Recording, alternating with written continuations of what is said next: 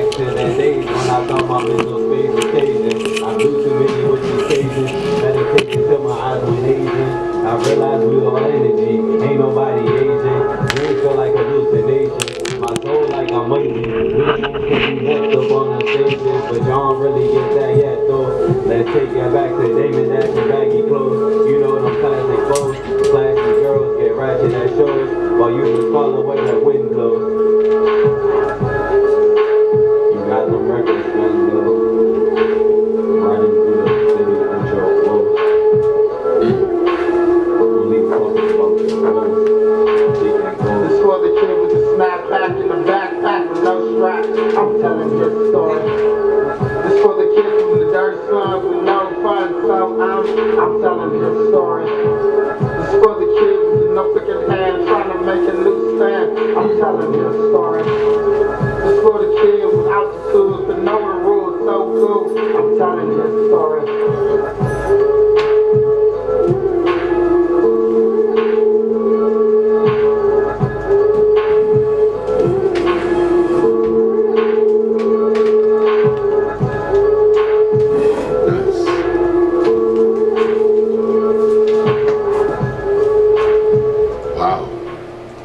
Ready, Aaron? Wow. Telling his story with a kid, snapback in the backpack. Snapback in the backpack. Telling his story. What's his story?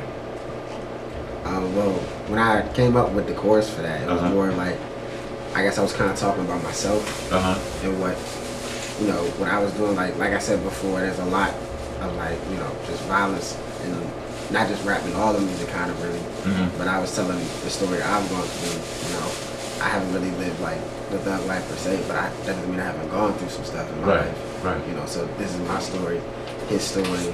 You know, what across the street story, everybody's story. That's not always living that life. It's just more people. Wow. What you have to say about that? Yeah, man, like, I guess, like, around the time when we were watching this, we were watching a lot of, like, Jay-Z and, like, Fade to Black. We watched, like, the Redman, Method Man concert and just seeing all that.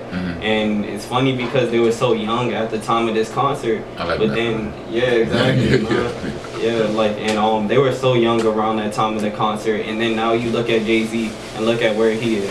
And it's like, bro, like, all he did, he came up by just telling his story. And like, and then he made his story. Like you hear people say that in songs too. They're like, Drake said it. I told his story. Like it made his story. And it's like people really do that. And like I don't know. It's something that we love too. So it's not like we're just saying, oh yeah, we do this, we do that. We're about to get famous. It's like no, we're just telling our story. And this is a dream that we wanted. Like the little dude who wants basketball, he's gonna be in the gym all the time, even with nobody is really giving him shine.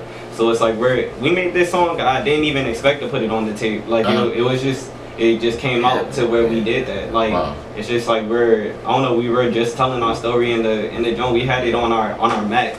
Like it was recorded in like really bad quality, but it sounds good now. It sounds great. I mean, I love it. It's very reflective, and it's making me reflect. As I don't live too far from here, so. You know, I walk here most of the time to the studio, and when I'm walking down Georgia Avenue. Again, listeners around the world, if you Google Map Georgia Avenue, WLVS Listen Vision, you know, I'm walking down, and it's maybe about a mile and a half, something like that. I don't know. And so I'm thinking about things as I'm walking, and of course I'm seeing people. Before I came here, I watched France 24. News from France, right? News from Paris, and so it's a whole lot different from what I'm seeing and all. What's a lot different? There's other things going on around the world. So I'm seeing young people kind of struggling. And when I say struggling, migrants coming, trying to get into Europe, coming from North Africa, coming from other places, trying to cross the Mediterranean. Ships have overturned, and I mean, I'm like, it's kind of crazy. I mean, the things that young people are facing right now. How old are you guys? 20. Okay.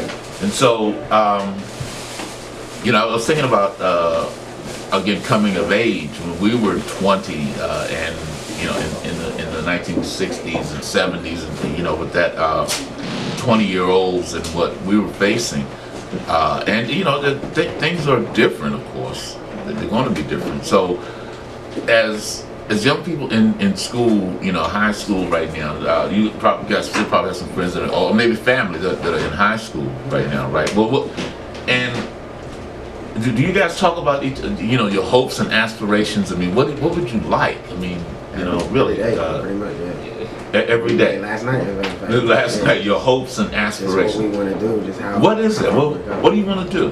What do you want to do? I once heard Tupac say, "I may not change the world, but I'm going to spark the voice that changed the world." And I don't know if I'm going to be that voice, but I want to help contribute as much as possible I can to help change, just make a better place for everyone in music, so everyone can feel comfortable in doing what they do in music. Yeah. And release the music they want to do, and not feel like they have to, you know. And I'm not just going to say up to violence, but anything, conform to anything they want to do or do not want to do. You know, rap what you want to rap about, make the music what you want to rap about, and that reflects your life. Yeah. Well, you know, today, and I don't know, I'm not going to editorialize on it, but today is June 6th, 2015, right? Okay. On June 6, 1944, was what they call D-Day, it was called Operation Overlord, is when the Allies invaded Northwest Europe to get rid of Hitler, to start getting rid of Hitler. So that was even before my time. But as I think, and I watched that, when I say I watch it a lot, you know, part of one of the hobbies that I have for myself is battles. I study battles, I study history and, you know, his story and how these things. So as I was thinking about that, and that, you know, nobody is even, you know, I didn't see anything on television about it, but that was a critical point in the history of the world. If that hadn't happened, I doubt very seriously we would be sitting here. I doubt very seriously, because Hitler was, you know, he was a human. He had gifts and things, but he used his gifts. He was an artist, in fact. He was an artist. And I thought about One Voice, One Sound, and what is One Voice, One Sound all about? It's just we're sitting here giving artists, young artists, an opportunity. And thank God for WLBS. Thank God for listening. Thank God for DJ Boone in the back. Thank God for Eric sitting back there. Because I thought about it. Hitler walked in somebody's office one day, right? The little Adolf, he walks in the office and he shows them his work. He shows them his work, right? They look at his work and they say, look, Adolf, you're okay, but man, I'm telling you, you just don't meet up with what we want to do. You know? So little Adolf walks out, you know, he's pissed, you know, God. I mean, can you imagine? I mean, imagine what it's like. You know, somebody, you go in, somebody, you listen to this stuff, you're an artist, and, you know, you put your heart and soul into stuff when you're an artist, right? Yeah, definitely. You guys put your heart and soul into your work, right? Everything I do, yeah. Like, is there any other way? Right. You kind of have to all the time. Yeah. So if you're an artist, whether you're Adolf Hitler or whether you're Gerald McCorkle, I mean, you put your heart and soul into something, and then somebody tells you it's some shit. Sounds like deja vu to me. I mean, that's happened to me before. Like, this was like back like sophomore year in high school, like before I even linked up with these two to even start doing music. Like I was basically doing stuff on my own, and I sent in, I believe it was somewhere. It was a station somewhere near Kansas City. I don't remember where it was. Okay.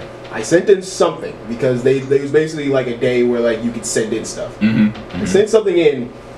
They didn't like it at all. Like they basically just kind of panned it because like it was like, I mean, like I put my all into it, but it's like, man, like it was like low quality. It wasn't really up to snuff of what they really wanted, and I was kind of bummed about that. But it's like, you know, afterwards, like you can't just stop after like one failure. You know, it's like, especially, you know, in like something like being an artist, you know, you can't just like stop, because that's when things can sort of derail and become the worst. Is definitely when you slow down and basically stop doing it. You can slow down and keep going with what you're doing, but don't slow down and completely stop. That's when things will definitely become chaotic for you. Exactly. And becoming bitter about it. Because as I thought about it, I said, and suppose that person, suppose somebody had said, look, I'll tell you what, I don't like, this is not quite up to the quality that we like, but you know what, I'm going to give you a chance. I'm going to give you a chance and try to help you improve on what you're doing. I mean, again, the history of the world would be totally different. You know, because you wouldn't have got pissed off and said, I'm going to fuck this place up. And everybody in it. So, you know, so I've thought about that. I've thought about that. And again, one voice, one sound is like giving artists an opportunity to showcase their talent. You know, when we were doing the open mic, some people would come in, they were terrible. You know, they weren't really, but nobody, you know, said you can't come back, you can't do this or can't do that or whatever. It's like, hey, yeah, way to go, man, way to go. You know, you want to say something? I think sometimes you gotta take it as, even if it's like, oh, that sucked, you gotta take it as constructive criticism. Right. And then go back and listen to it and be like, I could improve on this. I could improve on it. It's like a basketball player who thinks he's like that. He gets to the pros and they tell him, nah, you got this and this wrong. You look at your game like, yeah, that is wrong. So I'm gonna go back and fix this. And that's the same with music. You can look at it like, yeah, I could say this, I could do this, I could flip this. You know what I'm saying? Even if they say, man, it was horrible, you're never gonna be it. You gotta, I'm gonna do something. I'm gonna change it. What I'm gonna do. That's how you do it. About it. You right. Like, and talking about my own experience, I remember my cousin, I was in 5th grade making a MySpace, like that's way back. And he was like, you don't even have a voice to rap. Like he told me that.